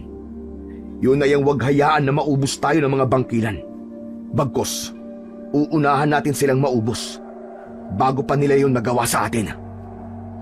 Maraming salamat talaga sa iyo, Bagani. Kung hindi ko pa nakitang nauubos na ng mga bangkilan ng aking mga katribo, ay hindi ko pa mapagtatanto kung gaano ko naging kasama sa inyo. Kaya salamat sa pagbibigay mo sa akin ng pagkakataon na makabawi sa iyo. At huwag mo sanang sasayangin ang pagkakataong ito, dahil ito na ang una't huli. Pangako, Bagani, hindi ko kayo bibiguin. Matiim na tinignan ni Bagani si Lakay Uban. Sa mga mata nito, naroon pa rin ang takot sa mga mata ni Lakay Uban. Bakas pa rin sa mukha nito ang labis na lungkot sa sinapit ng tribo nito sa kamay ng mga bangkilan. At nang sandaling yon, unti-unti nang nakita ni Bagani ang dahilan kung bakit kinailangang mangyari ang kalunos-lunos na pagdating ng mga bangkilan sa kanilang buhay. Baka yun ang magiging daan upang mabigyan na ng tuldok ang matagal ng bangayan ng kanilang tribo at ng tribo ni Lakay Uban. Simula noon ay kasama ng nagsanay sa pakikipaglaban ni Bagani ang natitirang tribo ni Lakay Uban. Dahil wala ng sandata si Lakay Uban, pumutol na lamang sila ng mga kawayan at ginawa nila yung sibat. Araw-araw ay nakita ni Bagani ang pagpupursige ni Lakay Uban na mas maging mahusay sa pakikipaglaban. Pakiramdam niya tuloy ay talagang kasapi na ito ng kanilang tribo. Hindi rin ipinakita ni Lakay Uban ang pagiging mapagmataas nito dahil ito ang pinuno ng tribo nito. Natuto itong makisama sa mga katribo ni Bagani at sumabay sa pagkain kahit hindi masarap ang kanilang pinagsasaluhan. Isang araw, habang abala si Bagani sa paghahasa ng kanyang itak sa tabi ng ilog, ay lumapit si Apong Dakar sa kanya. Huminto siya sandali sa kanyang ginagawa dahil naramdaman niyang may sasabihin ang matanda. May kailangan ho ba kayo sa akin, Apong Dakar? Wala naman. Ngunit nais kitang kausapin tungkol kay Lakay Uban. Tungkol po ba ito sa desisyon kong isama sila sa puwersa natin na makipaglaban sa mga bangkilan? Talaga bang buo mo nang ibinigay ang tiwala mo sa kanya? Hindi po buon tiwala ko sa kanya. Ngunit nag-usap na po kami tungkol sa bagay na yan. Sinabi ko sa kanya na kailangan muna niyang mapatunayan ang kanyang sarili para magtiwala ako sa kanya at mapatawad ko siya ng tuluyan. Ngunit, duda pa rin ako sa Lakay Uban na yan. Hindi ko pa rin nakakalimutan ang napakaraming hindi magagandang bagay na ginawa niya sa atin. Naiintindihan ko pong nararamdaman niyo. Ngunit, bigyan po natin siya ng pagkakataon at ang kanyang katribo. Kung sasayangin nila ang pagkakataon na yon, ay nasa sa kanila na yon. Isa pa, kailangan po natin ng dagdag na puwersa upang masiguro natin na mananalo tayo kontra sa mga bangkilan. Hindi tayo makakabalik sa ating baryo kung buhay pa rin ng mga hayop na yun. Sabihin na natin na dahil sa tulong ni Lakay Uban ay matatalo na natin ang mga bangkilan. At pagkatapos doon, ano na ang mangyayari? Babalik na naman tayo sa pakikipaglaban sa kanila, sa lupang dapat ay sa atin. Anong pagbabago ang may dudulot ng pagtulong natin sa kanila? Sa totoo lang sa ngayon po hindi ko pa alam. Ngunit isa lamang ang sigurado ko, Apong Dakar. Gusto kong tulungan si Lakay Uban dahil kailangan nila ng tulong. At kung sakaling pagkatapos ng lahat ng ito ay patuloy silang makikipag-agawan sa lupang tinitira natin, ay wala na akong pakialam. Ang mahalaga lang sa akin ay tinulungan ko sila. Masyado kang mabait, Bagani. Hindi ko akalain na sa kabila ng lahat ng ginawa ni Lakay Uban ay nagawa mo pa rin silang tulungan. Bakit ba ako nagtataka sa ugali mo na yan? Ganyan na ganyan ang namayapa mong ama. Ang kaibahan nga lang ay sumobrang pagiging mabait mo na kahit ang taong ilang beses nang ginawang ka ng masama ay nagawa mo pang tulungan. Dahil maging sila ay biktima na rin sa pagkakataong ito. Oo, silang dahilan kung bakit tayo inatake ng mga bangkilan. Ngunit naisip ko na kung lalabanan natin ang mga bangkilan at si Lakay Uban, malaki ang posibilidad na sa huli ay tayo ang matatalo. Kaya ang desisyong kahit na pagsanibing ko ang dalawang tribo na magkaaway ay ginawa ko. Dahil ito lamang ang paraan na aking naisip upang mabuhay pa tayong lahat. Hindi makapaniwalang napapailing na lamang si Apong Dakar sa sinabing yon ng kanilang pinuno. Tila hindi pa rin ito tanggap ang desisyon ni Bagani. Ngunit inintindi na lamang niya si Apong Dakar at ipinagdasal niya na gaya niya ay makikita rin ito ang magandang dulot ng pakikipag-alyansa ng tribo nila sa tribo ni Lakay Uban. Isang gabi, nagkaroon ng isang pagpupulong sa loob ng yungib sina Bagani at ang lahat ng kanilang mandirigma. Naroon din sila kay Uban kasama ang mga katribo nito. Nang dumating si Apong Dakar ay napasimangot ito nang makita sina Lakay Uban. Ang akala ko ba ay pagpupulong ito tungkol sa kung paano natin lalabanan ang mga bangkilan?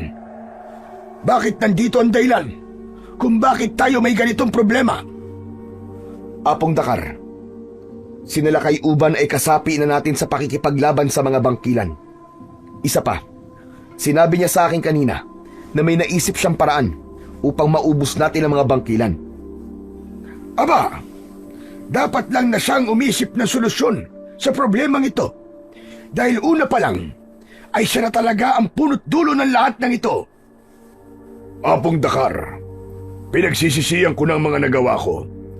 Kaya't nandito ko para makipagtulungan. Tama na muna yan. Simulan na natin ang pagpupulong dahil nasasayang ang ating oras. Lakay Uban, ilahad mo na ang planong naisip mo. Alam ko kung saan naninirahan ng mga bangkilan. Nasabi ko na kay Bagani kung saan ang lugar na yon. Sa gabi lamang sila lumalabas sa yungib na kanilang pinagtataguan. At sa umaga na naman ay namamahinga sila dahil hindi sila maaaring masinagan ng araw. Kapag nasinagan sila ng araw, ay matutupok at mamamatay sila.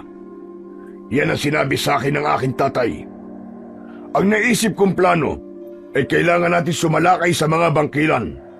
Doon mismo sa labas ng kanilang pinagtatago ang yungib. Kalokohan! Isang pagpapakamatay ang naisip mo, Lakay Uban. Bagani, gawin na lang natin ang plano naisip ko.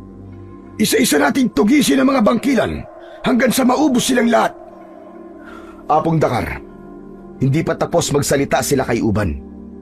Hayaan muna natin siya makatapos at saka natin pag-usapan kung tayo ay sasang-ayon o hindi sa kanyang plano. Gaya ng aking nasabi, hindi maaaring masinaga ng araw ang mga bangkilan at ang kahinaan nila na yon ang gagamitin natin laban sa kanila. Maganda na isip na plano ni Apong Dakar na isa-isa nating tugisin ang mga bangkilan. Ngunit sa dami nila ay sigurado na aabutin tayo ng ilang taon bago sila maubos. Ngunit sa naisip kong paraan, isang gabi lamang ay mauubos natin silang lahat.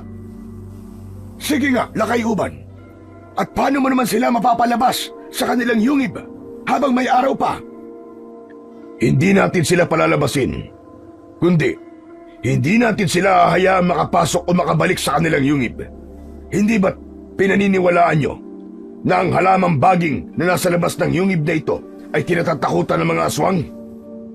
Habang nakikipaglaban tayo sa mga bangkilan, ay may ilan na maglalagay ng mga halamang baging na yon sa bukana ng yungib ng mga bangkilan. Nang sa gayon, ay hindi na nila magawang makapasok doon hanggang sa tuluyan na silang abutin ng pagsikat ng araw. Magandang plano na isip mo, Lakay Uban. Magiging epektibo nga yan. Lalo na kung totoong takot ang mga aswang sa halamang baging na yon, ang makabuhay. Ngunit naisip ko na kung makikipaglaban tayo kagad sa mga bangkilan, ay malaki ang posibilidad na mauubos nila kagad tayo. Sa tingin ko, mas maganda kung babantayan muna natin ang kanilang yungib.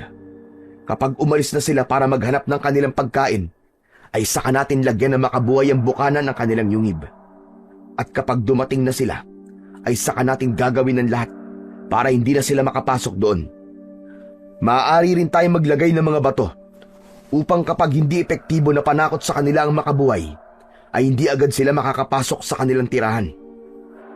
Sa aking palagay, ay mas maganda ang planong naisip mo, Bagani. Sa ganyang paraan, ay hindi natin kailangan makipaglaban sa kanila na matagal na maaaring maging resulta ng pagkaubos natin. Ano mga kasama? Narinig niyo namang lahat ang mga sinabi namin nila kay Uban. Sino sa inyo ang sang-ayon sa planong yun? Itaas niyo ang inyong kanang kamay. Lahat ng naroon ay itinaas ang kanilang kanang kamay, kabilang na si Apong Dakar. Hindi inasahan ni Bagani na sasang-ayon si Apong Dakar sa planong naisip nila kay Uban. Kaya naman, hindi niya napigilan ang mapangiti.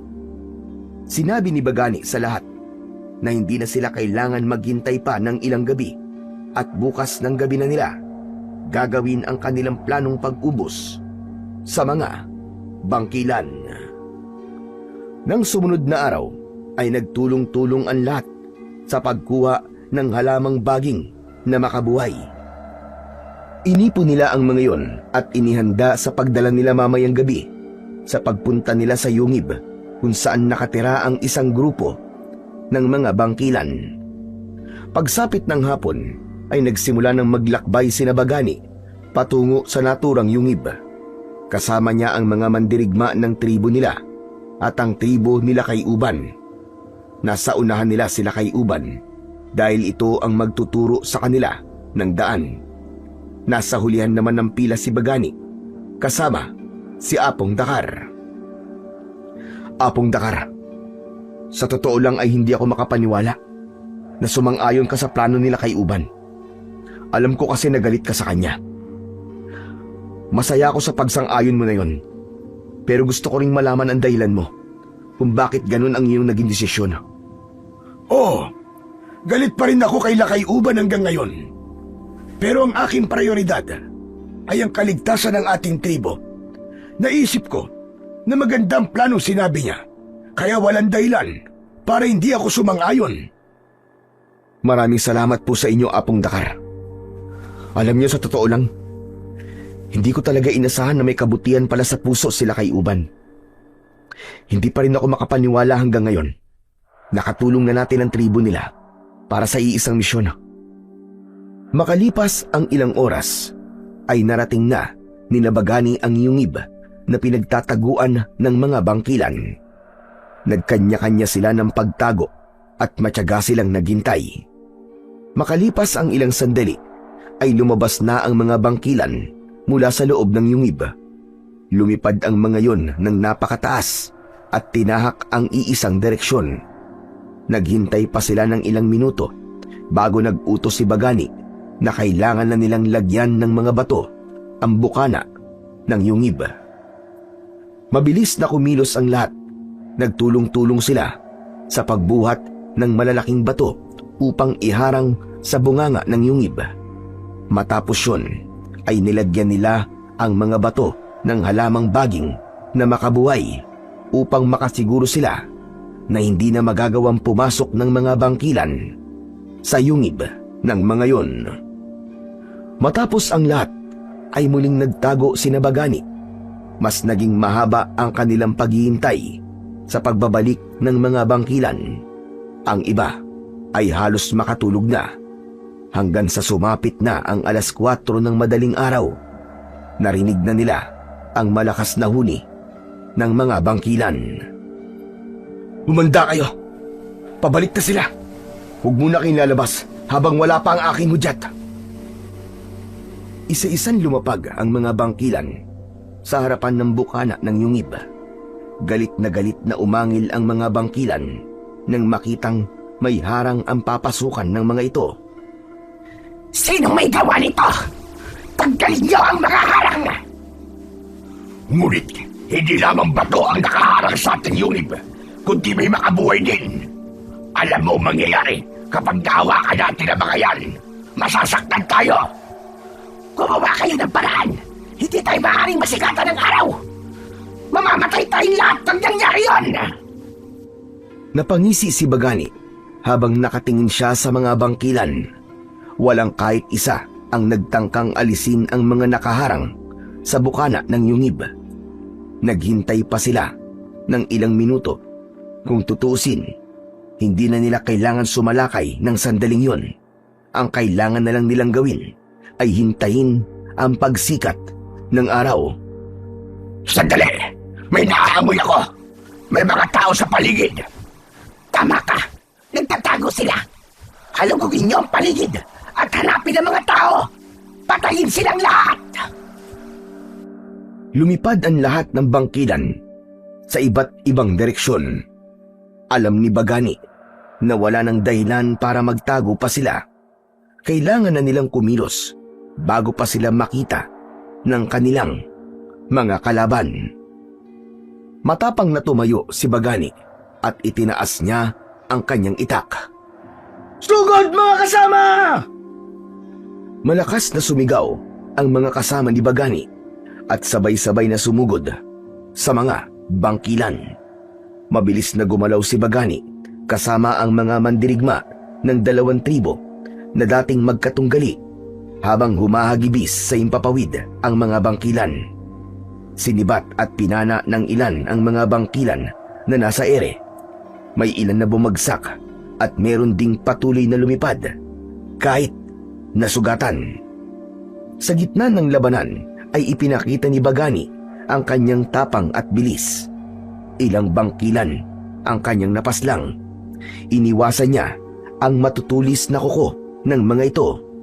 At sa bawat bangkilan na kanilang napapatay ay mas lalong lumalakas ang kanilang loob. Tumagal pa ng ilang oras ang digmaan ng mga tao laban sa mga halimaw na bangkilan. Halos patas na ang laban dahil marami na rin ang namatay sa grupo ng mga bangkilan. Panay ang sulyap ni Bagani sa silangan. Nagdadasal siya na sana ay sumikat na ang araw. Hindi tayo maaaring manatili rito. Kailangan natin maghanap ng mapagtataguan. Pasikat na ang araw! Lilipad na sana ang lalaking bangkilan pero mabilis na sinibat nila kay Uban ang pakpak nito. Nabutas ang pakpak ng bangkilan kaya bumagsak yun sa lupa. Butasin niyo mga pakpak ng bangkilan upang hindi na sila makatakas! Sinunod ni Bagani ang sinabi nila kay Uban. Pinuntiryan nila ang pakpak ng mga bangkilan hanggang sa nakita ni Bagani ang unti-unting pagsilip ng araw sa silangan. Umalingaw-ngaw ang napakalakas na sigaw ng mga bangkilan sa buong kagubatan habang pataas na ng pataas ang haring araw. Hanggang sa nangyari na nga, biglang tinupok ng sikat ng araw ang mga halimaw na bangkilan. May iba na sinubukan pan lumipad kahit balot na ng apoy ang katawan. Hindi nagtagal ay tuluyan ng naubos ang mga bangkilan at halos maabo ang mga yon. Ang tanging nakatayo na lamang ay sina Bagani at ang ilang kasama niya na nabuhay sa katatapos lamang na digmaan. Nagtagumpay tayo! Naubos natin ang mga bangkilan, mga kasama! Maraming salamat, Bathala! Maraming salamat sa ipinagkaloob niyo sa aming lakas! Masayang nagsigawan ang mga tao. Ngunit si Bagani ay hindi magawang maging masaya ng lubos dahil sa mga kasama nilang nagbuwis ng buhay. Ganun pa man, alam niya na si digmaan ay hindi maiiwasan ang ganung pangyayari at parte nito ang pagkamatay ng ilan para sa kaligtasan ng mas nakararami. Magkakasamang bumalik sina Bagani sa kanilang baryo. Dala nila ang mga bangkay ng mga mandirigmang namatay sa pakikipaglaban sa mga bangkilan. Binigyan nila ng maayos na libing ang mga yon. Matapos ang paglilibing, ay lumapit sila kay Uban, kay Bagani. Bagani, tapos na ang pakikipaglaban natin sa mga bangkilan. Utang ng aming tribo ang buhay namin sa iyo. Ngayon bilang ganti, ay sumusuko na kami sa matagal na nating laban sa lupang ito. Aalis na kami sa baryong ito at hahayaan na namin na manirahan kayo rito ng matiwasay. Lakay Uban, hindi nyo kailangan umalis dito. Teka, anong ibig mo sabihin? Nagkaayos na ang ating mga tribo, kaya wala nang dahilan pa para umalis kayo. Alam ko na matagal nang naging magkaaway ang ating mga tribo, pero hindi pa huli ang lahat para magsimula tayong lahat ng magkakasama pa rin sa iisang lugar. Alam ko, Lakay Uban, na mahal mo ang baryong ito dahil kung hindi, ay hindi mo ito ipaglalaban. Kaya para sa akin, mas makabubuti kung manatili tayo rito. 2 tribo sa iisang baryo. Hindi ba't napakaganda nun? Naluluwang na pangiti si Lakay Uban sa sinabing yun ni Bagani. Hindi na nito napigilan ang sarili na yakapin si Bagani dahil sa labis na kasiyahan. Kaya naman, simula ng araw na yon ay mapayapa nang nanirahan ang 2 tribo sa baryong yon. Natuto silang magtulungan sa lahat ng pagkakataon dahil sa pag-ubos nila sa isang grupo ng mga bangkilan ay nakilala ang mga tribo nila bilang mahuhusay na tribo ng mga manunugis. Dahil doon ay napagtanto ni Bagani na maaari palang magsanib puwersa at magkaayos ang 2 magkaaway kung iisa ang kanilang layunin at pinapangarap sa buhay.